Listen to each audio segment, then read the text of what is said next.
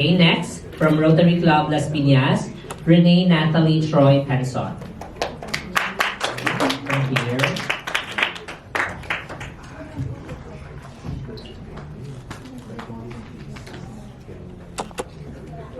Okay, pose in the middle.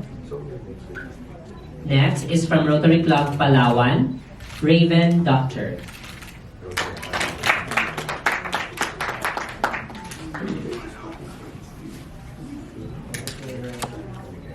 Next, from Rotary Club Makati, McKinley, Mariel Martin Kabua.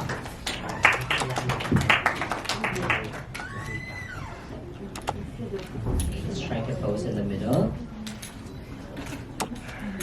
Next, from Rotary Club Taguig West, Alethea Ambrosio. My candidate.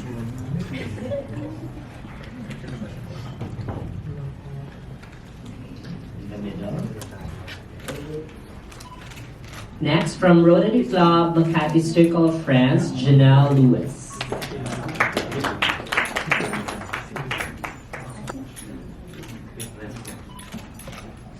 Next, from Rotary Club Makati, we have Vera Dickinson.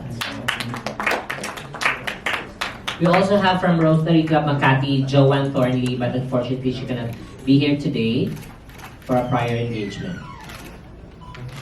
Okay, next, from Rotary Club Das Marinas, we have Diamante.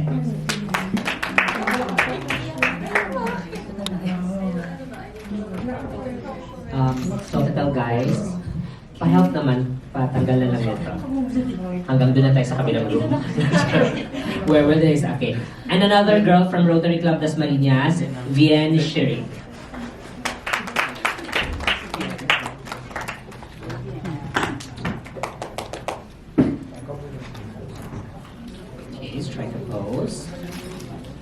Our next girl is from Rotary Club Makati Northeast, Liz Mabao. She's still on her way. Kanina pa kasi siya na-confirm.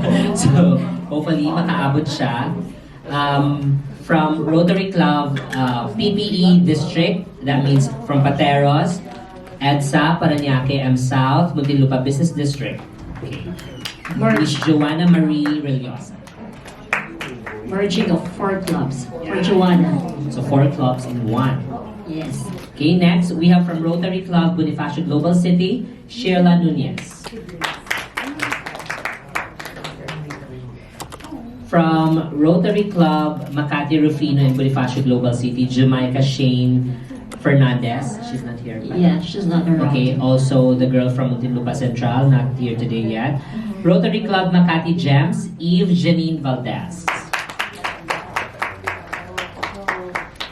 And from Rotary Club Makati Pio del Pilar and Circuit Makati, Chanel Diaz, a merge of 2 clubs. 2 clubs. Sige.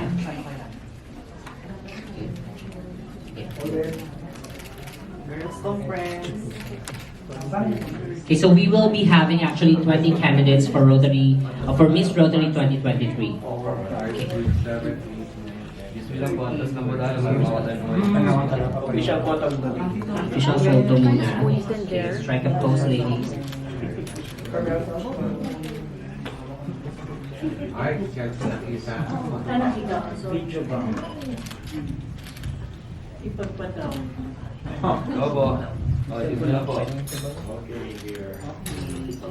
Sir, baba lang ng cellphone. Thank you. Okay, sis. Ay, ulo po. So po. May ulo. Hindi natin mag-out.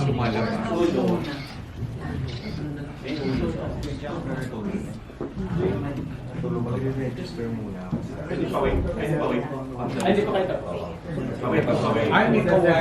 Okay, media, who will go first? Hard question ba, ma'am? Any. Hard question. Okay, France. Once the photo and video taking is over, you can ask your question. Okay, France, you may ask the question. 2 Hi. girls. 2 girls. Hi girls, good afternoon. My name is Franz Ivan and in pageant media they call me Mars Franz. So my first question is for Raven. Hi, Raven. Good afternoon. My question to you is, you've joined previous pageant, which is digital pageant, and now that you are transitioning from a face-to-face pageant, how was your preparation and at the same time transition from a virtual pageant to a face-to-face pageant? Raven. For Raven. So, hello everybody. Once again, I am Raven Doctor, and I am representing the 8 clubs of Palawan. Last time I joined Aliwan Digital Queen. It was my very first competition. And now this is my second competition, which is the Rotary Club. And honestly, it feels very surreal. I am mesmerized and fascinated on how much pageantry can offer so much platform to a lady like me to really raise her voice. And I'm just so happy to be here and to be able to be part of this organization where we take part and we get involved on the lives of the people around us, especially the ones we advocate for. In my terms, I advocate for children ever since I was little. Although I don't have official charity, I always do my best to go to children, which is in Palawan. I go to Liberty Quezon. And now, giving this Rotary giving me a bigger platform on to influencing more lives of the children and to get involved, I think is the most precious thing I can have right now. Thank you. Thank you, Raven. Thank you so much. My other question is, nakita niyo na ako kanina. No, another girl, Janelle. Hi, Mars. Hi, Mars. Good afternoon. My question is, syempre, parang you're not new in Philippine pageantry. Ano naman yung ma-offer mo when it comes to this competition? Well, of course, with my recent pageant was Miss World Philippines 2021. During those times, I was still a kid and everything like that. But in this Rotary, if you guys don't know, my dad was actually part of Clark Centennial Rotary. So I've always known about the advocacies and what they stand for. So this time, I am able to put forward my advocacy, which is helping the youth and children with their education. Because in Miss World, we do have beauty with a purpose, but with Miss Rotary, it is more focused on the inspiring and being able to help one another. So during this competition, I really hope so that I would be able to select a certain charity that I would be able to help out the children. Thank you, Janelle, Thank and good you. luck. And last question for Mama Mikey. Anong club yun? Anong club ka man? Question lang. Comes March, the finals night, what pageant media and pageant fans expect in this competition? Anong difference niya from a national competition? Well, the reason behind Aces and Queens partnering with Rotary and vice versa is making sure and encouraging girls and pageant people to have authentic advocacies and charitable causes. Kasi we all know that pageants right now require advocacy. Some requires them because they're scored. Yung iba naman, they're not scored, but it's a requirement. So we wanted this segment to be authentic, relevant, and yung totoo. So because as mentor and as part of as the general manager of Aces and Queens, we encounter challenges, and the girls encounter challenges coming up with causes, advocacies. Kasi funding, that's number one. Number two is network. They don't have the people to collaborate. Kasi it's so hard for one girl to step up and come up with their advocacy because requirement ni pageant. So this time, we're partnering with Rotary, which is a legit organization. So mas mapapalawak nila yung advocacy and the causes they fight for and they advocate. Kasi there's an organization that's gonna support them. And together with Aces and Queens, we'll be working together. Also, even if winner or not, if they proceed and they be interested to join national pageants, Rotary will be there for them. Wow. And their clubs also. That's why girls, you have to be very diligent and mabait sa mga clubs nyo, right? Kasi when you join pageants, even next year or in the following year, you have the support system already. And if you become Miss Rotary naman, or even runner-up, and then you proceed to national pageants, and you have the entire district to support you. That's 111 clubs, mind you. Wow. Ayun. Okay na ba? Thank you. Proud? And Beatrice would like to add more. Yeah, sure. Actually, to add dun sa sinabi ni Sir Mikey, I am Sir really... talaga? Oh my God, I'm sorry, me. So, I was really grateful with my Rotary Club Paranaque Central. So, I am a member since 2019. And they really helped me with my Miss Progress journey. So, hopefully, girls, that when you enter Rotary, you finally discover your inner advocacy. With that, really, it will help you with your journey to wherever you will go. So, again, thank you so much, Rotary Philippines, for helping me and finally sharing my advocacies in the Philippines. So, yun na po. Congrats. Next Next media. question is Hi, good afternoon. I'm Armin Adina from the Philippine Daily Inquirer. I have a question for Joanna and Vera. Same question na lang for the both of you if you can come in front. What attracted you to the Miss Rotary pageant? And what do you hope to achieve if you win the title? So what attracted me to join Miss Rotary? Of course, it's advocacy. Miss Rotary advocacy is to choose service above self. So, and also I saw this organization to partner with my advocacy, which is stop bullying for mental health, and at the same time also, I wanted to inspire the youth. Like what I said a while ago, I was born in a poor family. I was a service crew back when I was teenager, but now here I am representing my district and myself and my city as well. And yeah, so that's it. Thank you, Vera. So good afternoon, everyone. Can you hear me loud and clear? Yes, we can. Okay. So what attracted me actually to Rotary? Actually, I wasn't aware that there was such thing as pageantry for Rotary, but big thanks to Aces and Queens for including me to this pageant because I admit it's a privilege for me. We met with RC Makati already, and what attracted me most is about their advocacies and my advocacy as well, is because they actually do charitable activities, and to be honest, we are already included to those activities. We will be conducting them already, and they're already in progress. So it's really a privilege to be joining this pageant. Thank you. Thank you and the best of luck to you. Thank you so much. Hello, I'm Tito Norman from norman.com. I'd like to ask Vian and Eve, give a chance to everyone. Vian, you've already done Century Tuna Superpods, Health and Fitness. You've already done, is it Miss Fit or Miss Bikini? Miss Bikini. Holistic. What are you bringing to the competition here in Miss Rotary? Well, previously I've been advocating for fitness because I really enjoy fitness myself, and I've been surrounded by friends who encourage me to be holistically fit. But now that I am joining Miss Rotary, I want to advocate for education because growing up, I saw my mother always supporting children for their education, and I always draw strength from her. So this time I want people to draw strength from me so that I can inspire them, so that they can fulfill their dreams through education. Thank you, Vian.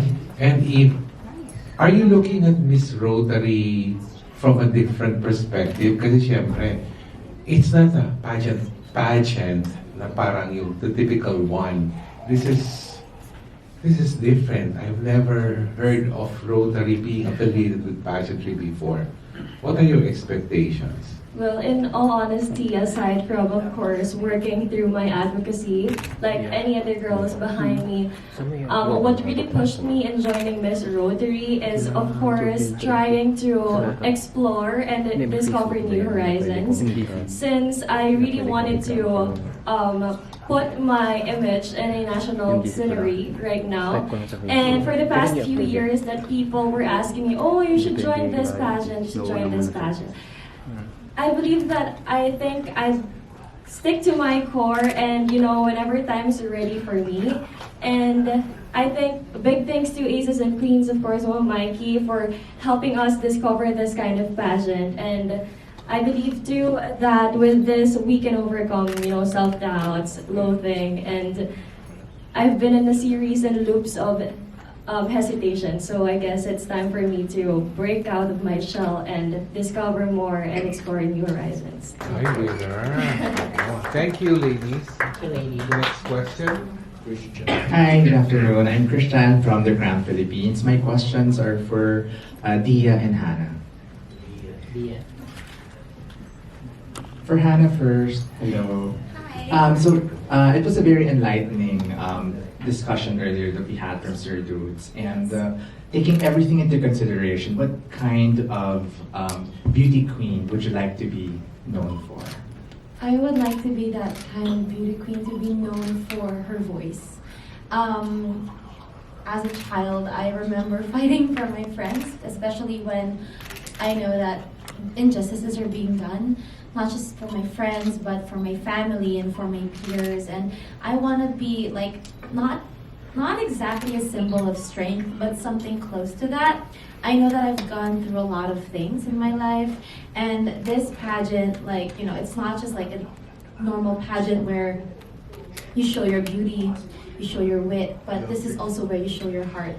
And I think that that's what one of the facets of the substance that we're looking for in pageants, so that's what I want to be known for. Thank you. And for Dia, so Rotary has been a well-established organization that's already known for its causes. Now, as Miss Rotary, how do you plan to contribute in enhancing or maintaining the relevance of beauty pageants that's linked to Miss Rotary? Well, for Miss Rotary, I believe that their advocacies are very well known, as we know, and Miss Rotary is by the people and for the people, and services for the people. And I guess beauty pageants really help push that advocacy for being for the people, as we are here spreading our word as beauty queens as well. Beauty queens are not here just to be beautiful and just to voice out their own concerns, but also to help voice out everybody else's advocacies as well as the Rotary. Thank you.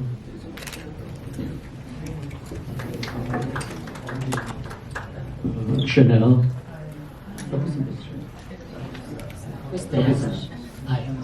Maria. Janelle. Yeah, my question is, tell us about your advocacy and why did you choose it? Yes, hello, good afternoon everyone. I'm Janelle Lewis. And actually this is my first pageant. I do not have any pageant history or pageant experience before. So I started modeling when I was 15, and this will be my first pageant. And my advocacy as a political science student is I want to spread awareness and help the abandoned children. And I am a firm believer that each and every child should have a safe place to come home to. And I would like to help them and equip them with all the resources that they need in order to be successful in life. Okay, thank you and good luck. Thank you. Next is for Jamaica. She's not here. Si Jamaica. Wala, no? Mariela. Who's not called yet? Same question lang. Okay, my question. Why should you be crowned as the first Miss Rotary? Ang aga naman. Finals na raw sunod eh. The mom is here. Okay, so this is actually my first time, and if I ever would win Miss Rotary, I'm sorry, what's your question here? Why should you be crowned as the first Miss Rotary? First inaugural to, no? Yeah. So, Miss Mike. Why I should be crowned as Miss Rotary is, well, as the same as the other girls here, I never expected that the Rotary Club would actually have a pageant. So, and right now my mom is here also with me, as she had experience in pageantry. So Quit it. This is you, not me, okay? So why I would win as a as Miss Rotary. I'm sure that the same as the other girls, they have the confidence and the beauty and the heart. Sorry. Okay. So if I would win as a Miss Rotary, I would like to. I'd love to help the poor people, especially the old people. As I win Miss Rotary, I've heard that the other girls will mention kids, and so I would leave that to you na lang. When I won Miss Rotary, I would like to help the old people because they have a special place in my heart, and yeah, so that's all. Thank you, and good luck. And yung naka-black na dress and yung ikaw oh yeah, comfy. Yeah, okay. Black and white tayo. In your own little way, how can you help your club, Rotary Club, by joining Miss Rotary? I firmly believe that education, good quality education, is. I firmly believe that good quality education is something that we should always look forward to. Because as an ate to 3 young girls, it is really in my heart that I always remind them, you know, you can do anything you want to do if you pursue education. As someone who's been modeling for a few years while studying economics, I want them to be inspired. And not just them, but all the young women out there, that you can do both and achieve your goals in life. Thank you. Same question. Can you repeat the question? How can you, in your own little way, how can you help your club by being a Miss Rotary candidate? I can help my club by being Miss Rotary candidate by inspiring them and giving them back their support and the love, and of course being there when they needed me, and of course madalas ko po itong sinasabi na kung ano yung pinaniniwalaan mo, gawin mo. Kasi eventually, kung ano yung iniisip mo, yun ang ginagawa ng katawan mo. Kaya naniniwala po ako na kapag nagkasama-sama kami at naging Miss Rotary po, at magiging gampanan mo ang bawat gusto mong gawin, at yun ang magiging tulay para mas mapaganda mo at mas mapalawak mo yung mga dapat mong gawin sa mga taong nangangailangan ng tulong, especially those people in need like children, old people, and especially yung mga taong gusto kagaya po ng mga mental health problems and all. Ano yung exciting, ano yung mga inaabangan nyo kasi until March pa diba, yung pageant finals. So ano yung inaabangan nyo dito sa Miss Rotary? So po sa mga inaabangan po namin is yung learning and experience, of course. Kasi sabi po nila, when you stop learning, you stop growing. So it is an opportunity for me to learn new things and to experience some bagay na hindi pa natin natututunan, and of course, matuto sa mga bawat isa at sa mga kasama. Thank you.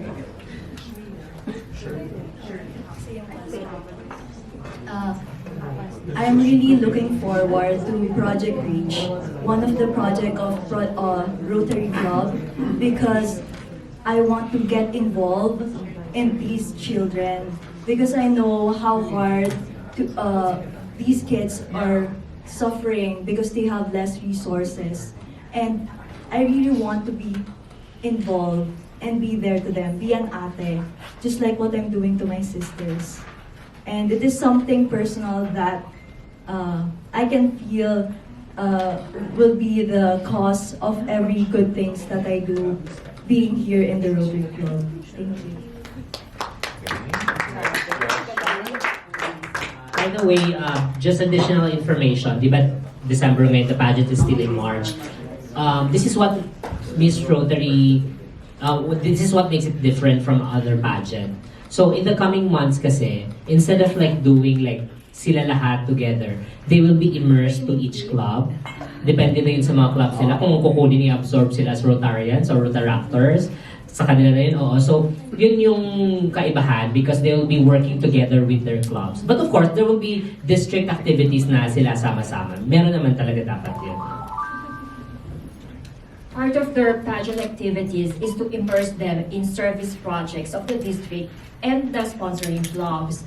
So all of them will get the chance to experience how it is to serve the less fortunate, to be involved in education, advocacy, health, and also to be part of different events of the district and the clubs. So later on, we will announce the schedule of activities for them to join. Okay, we have video pa, no? Yes. Arvin. Good afternoon. My name is Arvin. I would like to ask Sherla. So, my first question is, sa mga hindi pa nakakaalam, ano yung vision and mission ng Rotary Club? I'm really familiar with the Rotary Club, but I don't know the vision and mission. I think they have service above self. Yeah. Thank you. And then, how did you join here?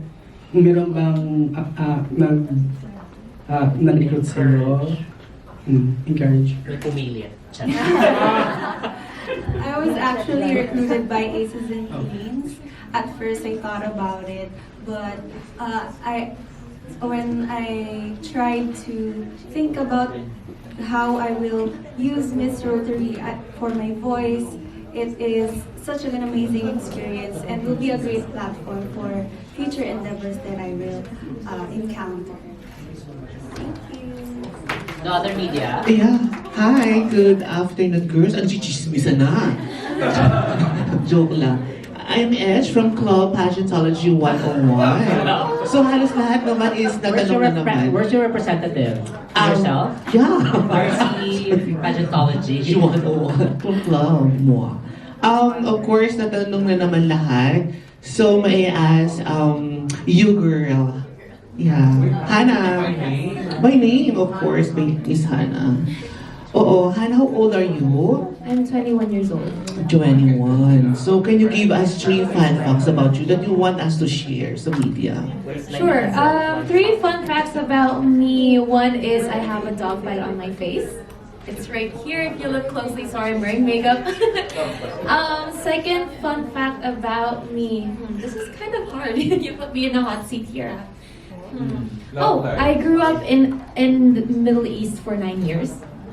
In Dubai. In Dubai. Yeah, so that's where I started studying. I think I was in Kinder 2 until grade 8. And then, last fun fact. That too. Sandwich. This one. I am a student from BS Psychology, major in clinical psychology. That's my third fun fact. Wow. Yes. Thank you so much, girl. Thank you so much. And, any questions from the media? Yes, other media. Adam, you. Wow, you're silent today. What's with you? Chumichika ka na dyan, Adam, sa likod. Ito ka na ito. Nagpaka-recruit ka na ba sa mga clubs? Oo. From club. Ka na dito. US bound, Adam Hilato. Okay, since everyone has been asked, so can I ask Janelle again? Favorite.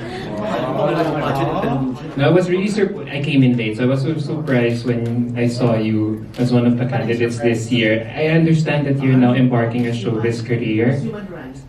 Are you? Not yet. Not yet, but you're now very visible in the limelight. So how do you think this pageant can? How do you think this pageant can really push you further in whatever endeavors that you'll be doing in the near future? Well, of course, if you are Miss Rotary, you have learned the principles and characteristics as a woman. And of course, through that, you're able to become a voice. And for me, how it will be able to bring me to higher places is that with my wit, my character, and everything that I've learned through Rotary, I can put onto the table and people would love me for who I am. So I think that's how I'll be able to go to higher places. Even in showbiz, it's the same thing. So, yeah. Thank you very much. Next. The girl in wearing Dia. Yeah, a deal. You really stood out for me earlier as soon as I took my seat. You like her face? Yeah, it's very maamo, it's very soft. I would like to ask, kasi since we've been talking about beauty, inspiration for the past hour already, how do you think your beauty can serve its purpose in this pageant? Well, I believe beauty is not from just the outside, but it's also from within. And I believe that I have a lot of the same values as Miss Rotary, as you're here to serve the people and you're here to volunteer for the people.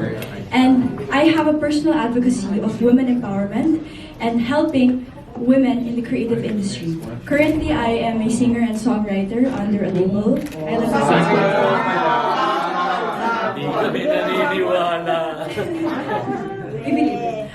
but yes, so I am a singer-songwriter and music producer.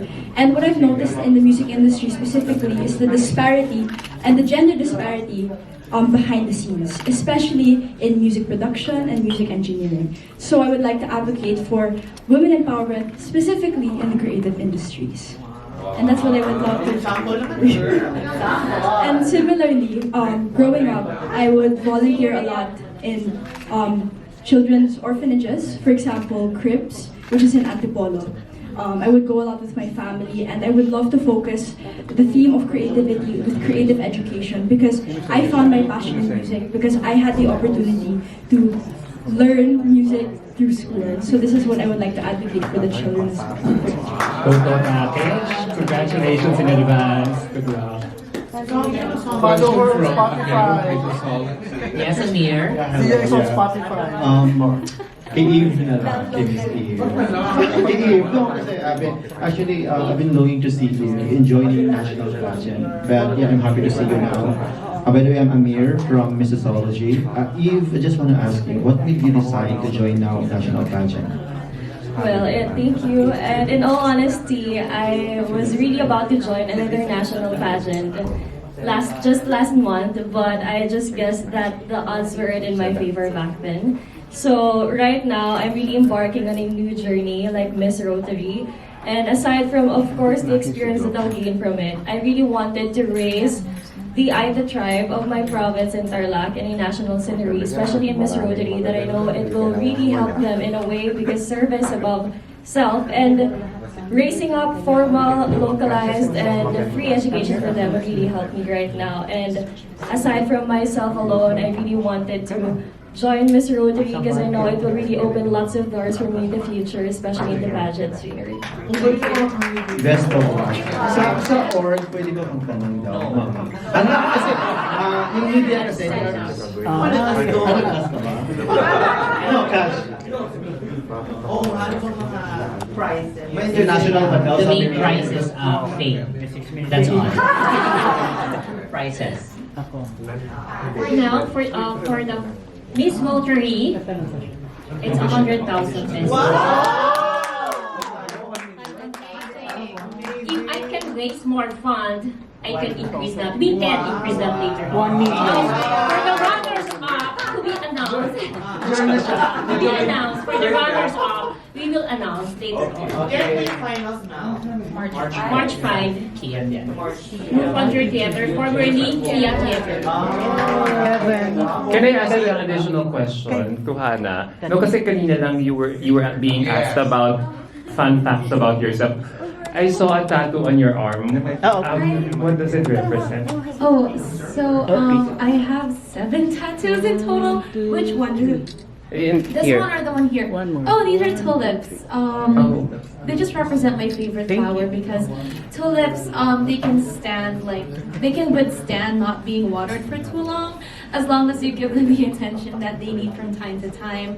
And it takes a long time for them to bloom. And kind of, it symbolizes myself because I never expected to, end up in the whirlwind of pageants. I didn't grow up thinking, oh, I'm gonna be like Pia Wurtzbach when I grow up. But now that I'm here and I see myself slowly blooming just like a tulip, so that's why it's here on my arm. But I'm glad you noticed it. Thank you.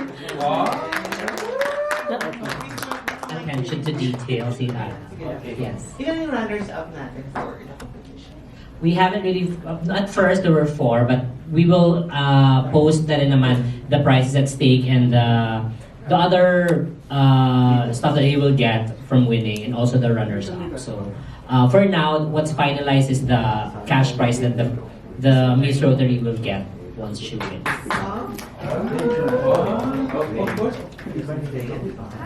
Yes. I would like to ask Vera.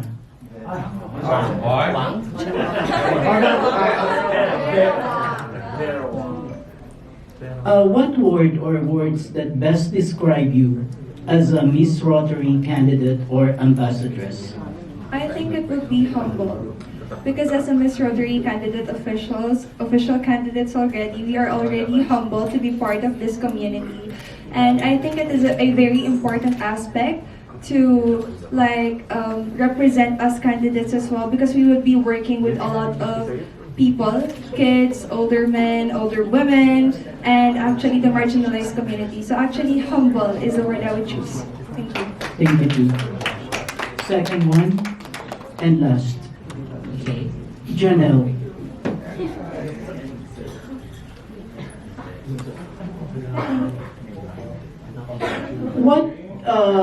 How do you keep yourself mentally fit and stable with all the stress around the world? Well, I'm sure all of you know that I've been through a rough patch last year during my Miss World Philippines journey.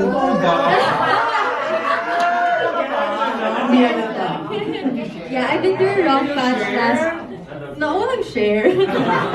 I've been through a rough patch last year with my Miss World Philippines journey, and I think the main thing that kept me mentally fit was I had my family with me, and I had friends, and I had the co-candidates who knew actually what happened, and they were there to support me all the way, even when Miss World Philippines was postponed and it was moved to October. So it was stressful because we were already in the momentum of actually competing. So I've always had my mom, my dad, my brother, and close friends of mine who were always there with me. And when it comes to being physically fit, I actually don't work out or go on a diet. I eat a lot actually, so I just make sure that the things I eat are healthy and very nutritious for my body so that I wouldn't gain too much weight. Ilang yung stress na yun? There's a black rose. Thank you. Representing 4 clubs. Well, as of now, I'm pressured, but I know naman na andyan naman lagi yung president namin, 4 president ng kasama ko. And I know naman na 4 heads. I know naman na 4 heads are better than 1. So, with them, I'm not pressured at all. Thank you. Sige, so we'll take photo ng isa-isa. Sister Chanel, you start there. Punta na siguro kami. Punta na kami sa Group na lang. Ikaw na, tapos kanya-kanya